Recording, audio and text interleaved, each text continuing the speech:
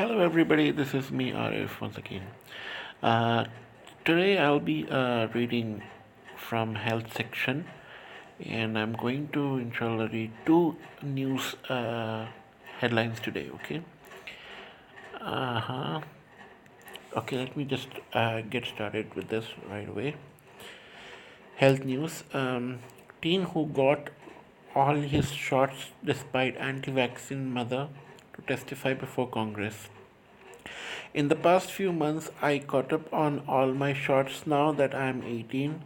Ethan Lindenberger of Norwalk, Ohio, said in a YouTube video. A teenager who confided in a now viral Reddit post that he had not been fully vaccinated due to his mother's belief that vaccines are dangerous will testify before Congress on Tuesday. Ethan Lindenberger of Norway of of Norwalk, Ohio, who has said he got vaccinated when he turned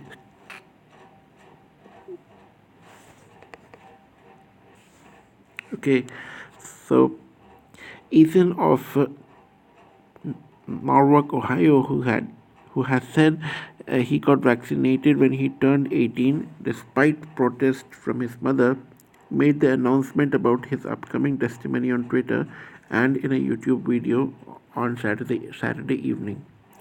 My mom didn't believe that vaccines were beneficial to the health and safety of society and believes that they cause autism, oh, brain damage, and other complications.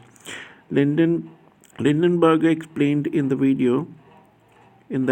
Okay, although this has been largely debunked by the scientist community, because of that, I did not receive the majority of standard vaccines that an individual would receive. In the past few months, I caught up on all my shots now that I am 18.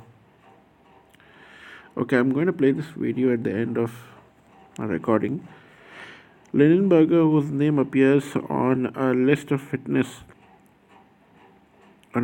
witnesses testifying before the U.S. Senate Committee on Health, Education, Labor, and Pensions on Tuesday, said he will be discussing things like preventable diseases, the spreading of preventable diseases, and the spread of misinformation. In Dinenberger's original November Reddit post, he said that his parents believe vaccines are some kind of government scheme. Oh, before Lindenberger got vaccinated, he said he tried to provide his mother with scientific research about vaccines, hoping that the material would change her mind and that she would get him and his four younger siblings vaccinated, according to the Washington Post. Okay. Jill Wheeler, Lindbergh's mother, told Undark, a magazine that covers science and society, in February that her son's decision to get vaccinated was a slap in the face. Now, I did not immunize him, the mother is saying. I did not immunize him. I felt it was the best way to protect him and keep him safe, she said. Later adding that by getting vaccinated, she felt Lindenberger was saying, "You don't know anything. I don't trust you with anything. You don't know what you're talking about. You did make a bad decision, and I'm going to fix it." Neither Wheeler nor Lindenberger immediately returned a request for comment made by NBC News. Vaccines and the spread of preventable diseases have been a recent topic of discussion in Congress. The House Committee on Energy and Commerce held a hearing on Wednesday about a growing measles outbreak in 10 states across the country. Since the beginning of the year, the Centers of Disease Control and Prevention has confirmed 159 cases of measles and in California, Colorado, Connecticut, Georgia, Illinois, Kentucky, New York, Oregon, Texas, and Washington. One of the main one of the main challenges identified in that hearing was stopping the spread of conspiracy theories and misinformation about the measles, mumps, and rubella vaccine that have contributed in many communities to a reluctance to get vaccinated. Okay, so this was the news about vaccine, and the boy, you know, wants to get himself vaccinated.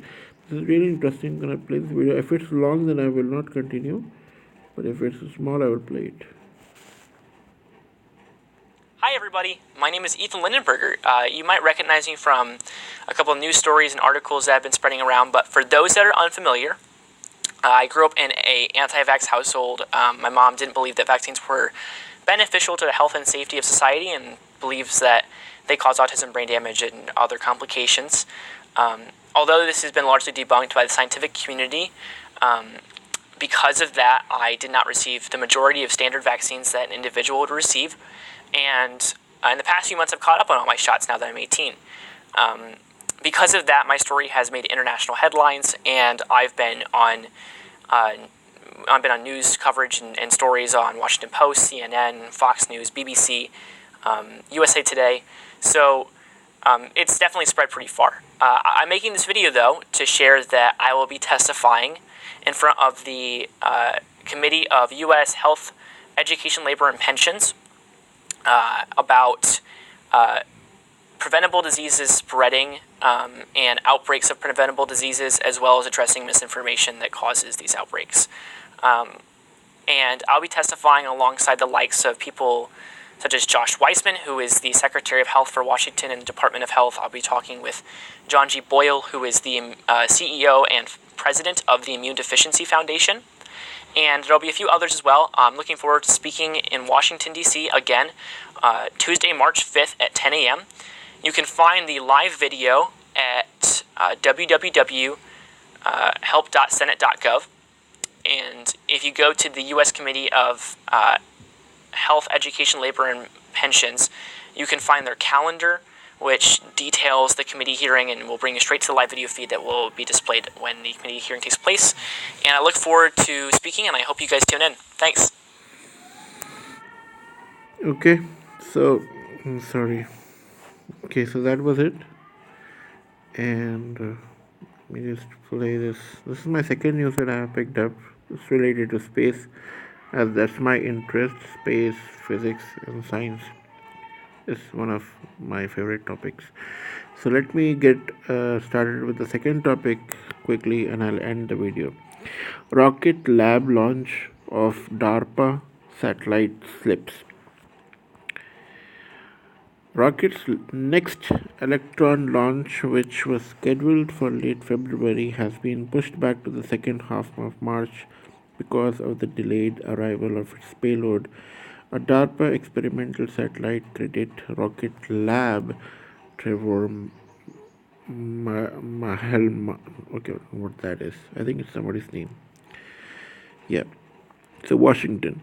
Rocket's lab first launch of the year, which was scheduled for late February, has been pushed back to the second half of March because of the delayed arrival of its payload, an experimental military satellite. The Defense Advanced Research Projects Agency, okay, DARPA, well, that's what it is, I guess, yeah, right.